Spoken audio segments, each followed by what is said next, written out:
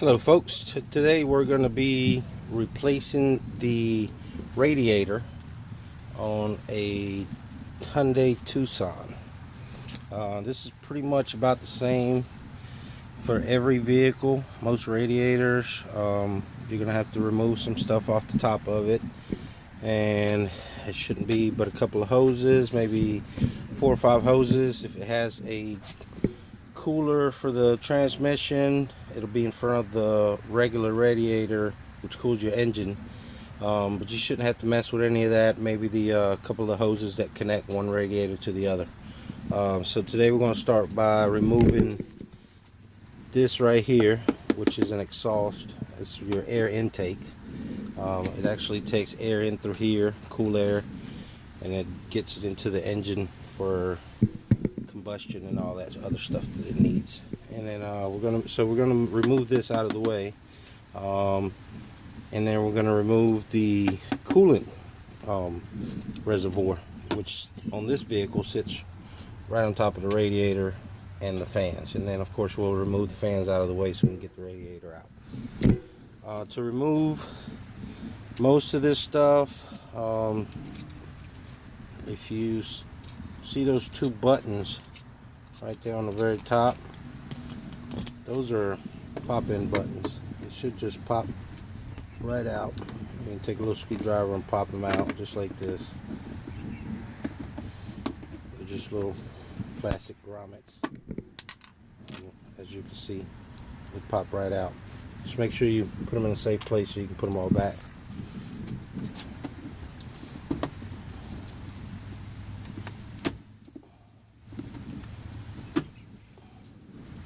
I'll try to fast forward through some of this stuff so you don't have to sit there and get bored.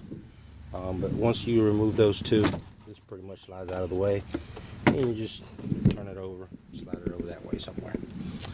Alright, now you're going to need a pan to put underneath the vehicles because you're going to have to drain the radiator so you don't have water everywhere around your garage or your house or wherever you're doing this. We're going to remove, this is the top heater hose. As you can see, it's got a clamp right there. We're going to remove that. Of course, the reservoir here probably just snaps right in. It has 1 bolt right here, and then it probably has another one right over here. Yep, right up underneath here, it's got another one that would be removed. Right here where my finger is, right there. Okay, so we're going to remove those 2 bolts, and we'll get this reservoir out of the way. Alright, so with those 2 screws out, this just basically pops up. Remove your hose that is right here. It just clamps on there. A couple little clamps underneath there.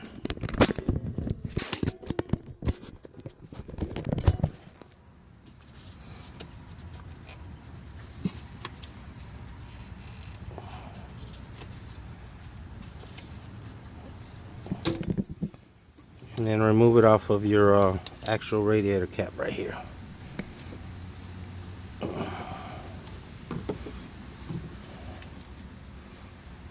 There you go. Alright, and just throw this on out of the way somewhere. And usually that'll have some water in it, but since this one has a leak, the reservoir is completely empty. Alright, so we got that out of the way. Now we're going to remove the heater hose, top heater hose right here. This is about the time where you're going to want to put you a big pan underneath the vehicle somewhere so that it catches all the water that's going to come out. Alright folks, now that we got the top half cleared so we can work, now we'll go up underneath the vehicle, and I'm going to show you. There's a cover plate, a little plastic cover plate down here. At least this one's plastic. Some of them are made out of metal. They're called a brush guard, usually for 4-wheel drive vehicles and things like that, but it'll be easy removal.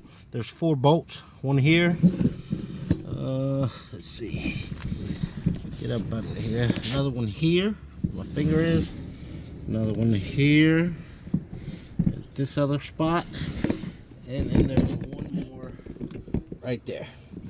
They are 12mm bolts. Just remove all 4 of those, and this whole plastic cover here will come down.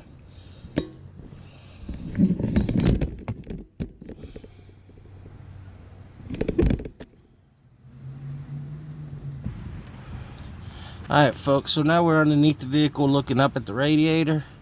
Now you can find your drain plug, which is this little butterfly looking thing. Should be able to hand turn it. We're going to let all of the coolant antifreeze come out of that plug. But before I do that, I'll show you the other end over here. Now here's your lower heater hose. And you're going to have to disconnect these two lines right here that are zip tied together. Let's see here. Yeah, there's a clip on them. I don't know if you can see it. This clip right here, my hand is right above it.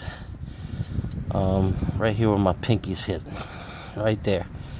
There's a clip there, and there's a clip on the line above that you'll have to disconnect. Those are some of the heater hoses that go from either the transmission radiator or the other radiator, your regular radiator, your engine. So at this point, we're gonna unhook this. Well, first we're gonna drain it. Then I'm gonna unhook this water hose here, which is your lower heater hose. If you ever got to replace that, this is how you would access it. And then you would let loose here. You go all the way to the top by the engine up in there, and you would let it off the engine, and then you take it off and replace it. So now we're going to drain this, and then we're going to remove these hoses.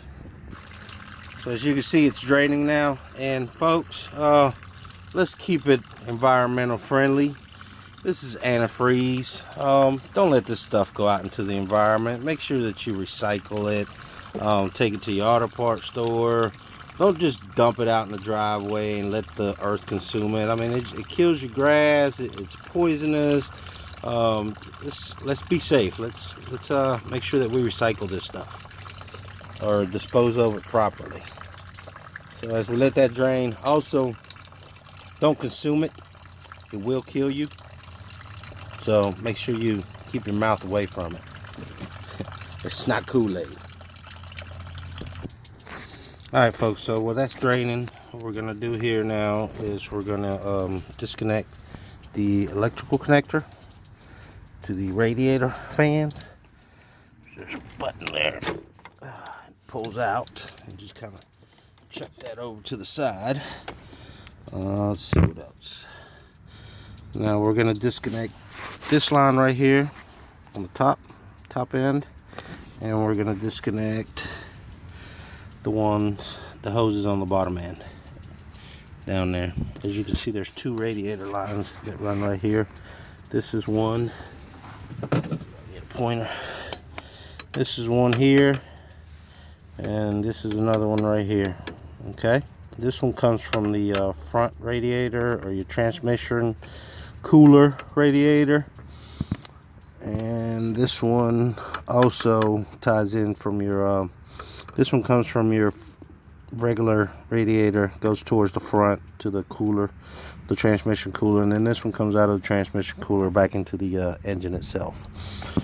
I don't know if you can see all the way down there, but right next to where the tip of this pointer is, right there, that is one of the clamps that has to be undone.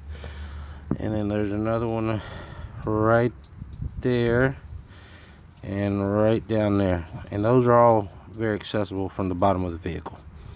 So we're going to go ahead and let all these lines loose. Alright folks, so now we have the all the hoses disconnected off the bottom, off the top. Now we're ready to move this radiator out the way. Right here, as you can see, there's a bolt, and that holds on to the radiator. And there's another one on this side, right there, that holds on to the radiator. The rubber grommets that are in between there, you're going to want to keep those handy because you're going to have to transfer them over to the new radiator that you're putting in there. So again, not that bolt, right there in the middle. We're going to take that out, and then we're going to slide the radiator right on up. Alright folks, before we can take the radiator out, we got to remove the fan assembly. So we got to remove the fan, and we got to disconnect the transmission cooler radiator off of the engine coolant radiator. So there's 3 bolts right here, 1, 2, and 3 right here. Where my finger is right there. 3 bolts that we need to take loose so we can get the fan out of the way. Once we get that out, the fan just basically will slide right on up.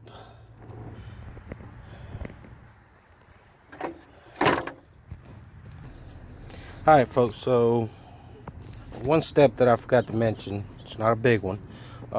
When you get ready to separate the transmission radiator and your engine radiators, there's a bolt right behind this flap right here that you got to remove this little grommet, and this is a screw in. This little grommet that pops out, and right behind there there's a bolt that ties both of these together, these 2 radiators together. I don't know if you'll be able to see it, but it's right down there, and it's the same size as all. There it is right there, that rusted bolt in the middle that ties these 2 radiators together. So you're gonna have to remove this flap right here to get to that. And on the driver's side, same thing. There's your air intake. It has a little grommet right there that you take off, and then there's another one right here that you take off, and then you can slide this over, push it out the way, and you can get to that bolt, which is back in there in the back. Of course, you can't see this one because I've got everything put back together, but it's right in that hole in between there. You see where the 2 radiators come together. Right down there by where my finger is, there's a bolt that needs to be removed to separate the 2 radiators. Other than that, once you have these flaps out of your way to where you can access those, as you can see, I've got the brand new radiators back in there. Make sure that you put your grommets that hold your bolts together, and the ones down there on the very bottom. I don't like the new ones that came with it, but I dropped one of the old ones, and what I'm talking about is right here. This is the old one. I like it better because it has a little bit of a better catch into the radiator, and it's actually in there pretty solid.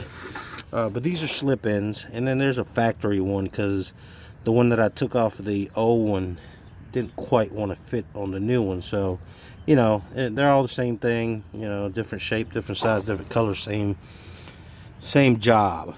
So now we're ready to slide the fan back in here. The fan's pretty simple. It latches on to those 2 catches there that I was just talking about, and then it catches on right here on this little U-shape latch, and then one on this side over here, and then it has 3 little bolts that hold it in. I've got all my lines connected back again. This one here I went ahead and replaced with the new line that came with the radiator, just because it was very easily accessible.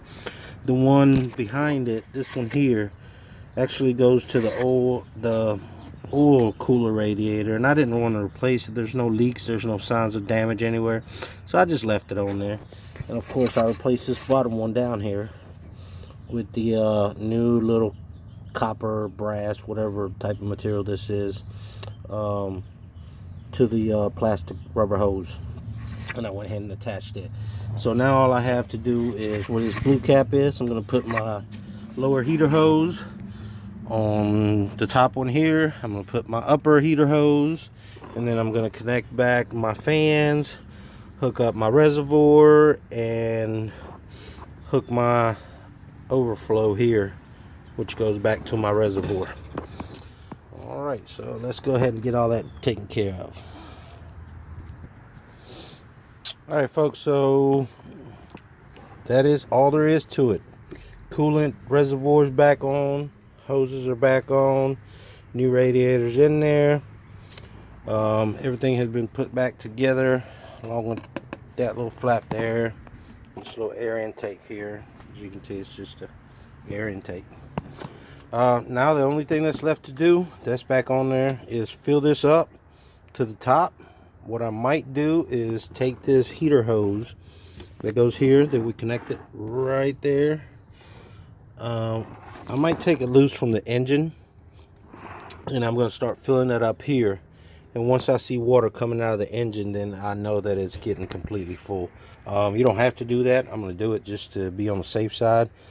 I just want to make sure I got enough water in this, and then after I do that, what I will do is go ahead and crank the car up, let it run for about 5 or 10 minutes, and then make sure that my reservoir and my radiator has enough coolant antifreeze in it. That'll be the end of it, folks. Hope you enjoyed the video. If you want any more specific details, I know I didn't actually show you what I was doing. I kind of talked about it, and I showed you after I did it, but it's dealing with things like this, it's a little bit hard to film. So good luck. I hope this helps you out. This is just another video show you how to do it yourself, in case you don't want to pay for high mechanic bills. Hope you like it. Hope you enjoyed it. Make sure that you dispose of that old antifreeze over there properly and safely. Let's not make sure that you don't just throw it on the ground. That would be awful. That would be inhumane, because that's the same drinking water that the animals drink. So hope you liked the video. Enjoy it. Like it. Share it. Keep YouTubing.